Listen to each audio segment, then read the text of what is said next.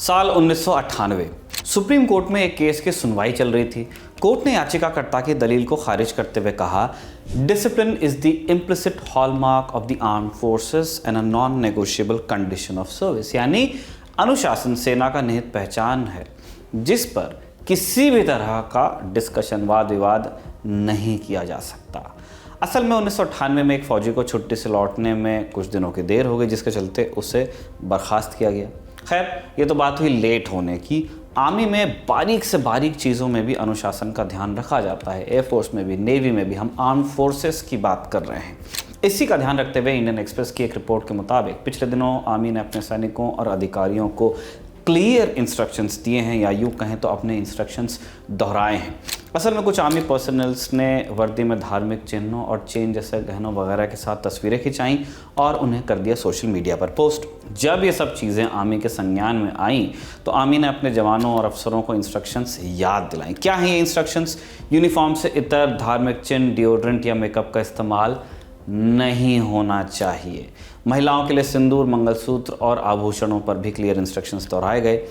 आज के शो में बात इन्हीं सारी चीज़ों पर जानेंगे कि आर्मी में धार्मिक चिन्हों को लेकर क्या रूल्स हैं। नमस्ते, मैं हूं निखिल और आप देख रहे हैं जटिल टॉपिक्स को सरलता से समझाने वाली हमारी रोजाना की सीरीज आसान भाषा में।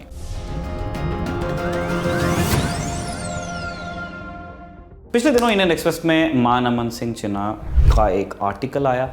इसके मुताबिक आर्मी में ड्रेस वगैरह के नियमों का लेखा जोखा मुख्यतः दो डॉक्यूमेंट्स में मिलता है, defence service regulations, army dress regulations. आप समझते हैं कि इनमें क्या लिखा है? इन रेगुलेशंस में साफ साफ लिखा है कि नो अनऑथराइज्ड ऑर्नामेंट और emblem is to be worn with uniform. यानी आर्मी की यूनिफॉर्म के साथ कोई भी गहना या प्रतीक चिन्ह नहीं पहना जाना चाहिए जिसकी अनुमति न हो। इसके अलावा रूल्स में इस बात का भी जिक्र है कि गले में कोई धागा जिसकी कोई धार्मिक मान्यता हो उसे भी न पहना जाए। जवान या कोई अधिकारी इसे पहनता है तो उसे यह सुनिश्चित करना होगा कि वह धागा पब्लिक में न दिखे। इसके साथ ही तिलक और विभूति लगाने पर भी पाबंदी है। लोगों की धार्मिक मान्यताओं को ध्यान में रखते हुए इस बात पर एक और रूल का जिक्र किया गया है। इसके मुताबिक कोई जवान या अधिकारी पूजा के दिन हाथ में एक धागा बांध सकता है, लेकिन एक से अधिक धागे अलाउड नहीं है। कड़ा पहनने को लेकर भी क्लियर इंस्ट्रक्शंस दिए गए हैं। रूल्स के मुताबिक सिर्फ दो तरह के लोगों को कड़ा पहनने की इजाज़त है, सिख जवान और अधिकारी, या फिर वो अधिकारी जो सिख ट्रूप्स का नेतृत्व कर रहे हों। फौज में कहा भी जाता है कि the religion of officer is the religion of his troops. आपके जवानों का जो धर्म है, उनकी जो संस्कृति जाती है, वही अफसर की जाती है। इसके अलावा डिओड्रेंट्स और परफ्यूम्स पर भी पाबंदी है। महिला जवानों और ऑफिसर्स के लिए भी कुछ स्पेसिफिक निर्देश है, जैसे महिलाएं मंगलसूत्र पहन सकती हैं लेकिन वो यूनिफॉर्म पर नहीं दिखना चाहिए। यूनिफॉर्म में भी मांग में सिंदूर लगाया जा सकता है, लेकिन टोपी के भीतर। वर्दी के साथ बिंदी, लिपस्टिक और नेल पॉलिश लगाना मना है। मेकअप के कई और सामान जैसे आईलाइनर, काजल, फॉल्स आई लैशेस, मेहंदी या चेहरे पर किसी तरह का मेकअप प्रतिबंधित है।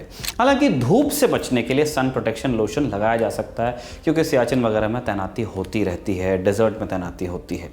महिलाओं को कानों की बालियां पहनने की अनुमति है, लेकिन उनका साइज़ 5 mm से अधिक नहीं होना चाहिए। ये तो ये रूल्स और रेगुलेशंस की बात। अब रूल्स फॉलो न करने वालों को क्या सज़ा मिल सकती है, उसे समझने के लिए हमने बात की ब्रिगेडियर संदीप थापर रिटायर्ड से। देखिए, ये जो ऐसी मिसडिमीनर्स होती हैं, जो चेन डाल ली या लिपस्टिक आपने जैसे बोला, और जैसे जो ये बेसिकली इंस्ट्रक्शन इशू की गई होती है। तो अगर कोई इसकी हुक्मदुली कर रहा है तो पहले उसको एक काउंसलिंग लेटर दिया जाता है, वार्निंग दी जाती है, शो कॉज नोट कि आप क्यों कर रहे हैं, इसको मत करिए। तो नॉर्मली ऐसा लेटर रिसीव होने में या काउंसलिंग रिसीव होने पे आदमी, वो पर्सन वो चीज नहीं करता, उतार देता है। लेकिन उसके बाद भी अगर करे तो उसके ऊपर डिसिप्लिनरी एक्शन लिया जा सकता है फॉर नॉट फॉलोइंग ऑर्डर्स। तो बट जैसे मैं कहता हूँ, बहुत ग्रेव ऑफेंस नहीं है। ऑफेंस जरूर है, उसकी सजा अब ये नहीं है कि रिगरस इम्प्रिजनमेंट 7 दिन कैद हो जाएगी, वो नहीं है।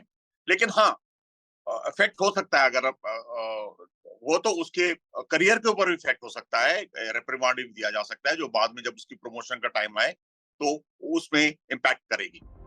ब्रिगेडियर संदीप से हमने ये भी जाना कि सेना में यूनिफॉर्म का महत्व क्या है। क्या सिर्फ यही एक वजह है कि सारे फौजी एक जैसे दिखें? आपने सुना होगा कि सेना में हर काम और मौके के लिए अलग अलग यूनिफॉर्म या ड्रेस होती है। ऐसा क्यों होता है, अब ये जानिए। देखिए, हर एक ऑर्गेनाइजेशन की अपनी अपनी यूनिफॉर्म होती है। जैसे पुलिस की खाकी है, आर्मी की ऑलिव ग्रीन है। ये एक रिकग्निशन होता है कि हाँ जी ये और जो सिंबल्स होते हैं, पैटर्न होता है, फॉर्मेशन साइंस होते हैं, कलर पैटर्न होते हैं, वो एक सर, एक पर्टिकुलर फौज के एलिमेंट को दर्शाता है कि ये इन्फेंट्री है, ये वो है। तो हर एक की अलग अलग ड्रेस होती है। बाकी जैसे कॉम्बैट ड्रेस है, चित्री ड्रेस जिसे हम डालते हैं, ये लड़ाई में डालते हैं ताकि आप जंगल में और टेरेन में छुप सके, छुपाव में, घास में वगैरह, झाड़ियों में आप छुप, तो वो उस स्ट्रक्चर से डाली गई है। और जो मैस ड्रेस है, ये क्योंकि हमने ब्रिटिश का सिस्टम फॉलो किया है, उनकी भी सेरेमोनियल, आर्मी में बहुत ज्यादा सेरेमोनियल इवेंट्स होती हैं, तो सेरेमोनियल की एक अलग से होती है ड्रेस, जो आपने देखी होगी 26 जनवरी वाले दिन या 15 अगस्त वाले दिन, जो सेरेमोनियल ड्रेस डालते हैं, फुल रिबन्स, पीक कैप वगैरह। तो और बाकी जो मेस ड्रेस है, वो ऑब्वियसली मेस में आप यूनिफॉर्म डाल के पार्टी नहीं कर सकते, क्योंकि उसका अलग से महत्व होता है। तो आपकी अलग से 6 ब्रावो, वो समर ड्रेस अलग होती है, विंटर ड्रेस अलग होती है। तो एक तरीके से एक कोड बनाई गई है, हर एक डिफरेंट ओकेजन के लिए डिफरेंट ड्रेस। कॉम्बैट ड्रेस जो है पूरी फौज की स्टैंडर्ड है, सेम है।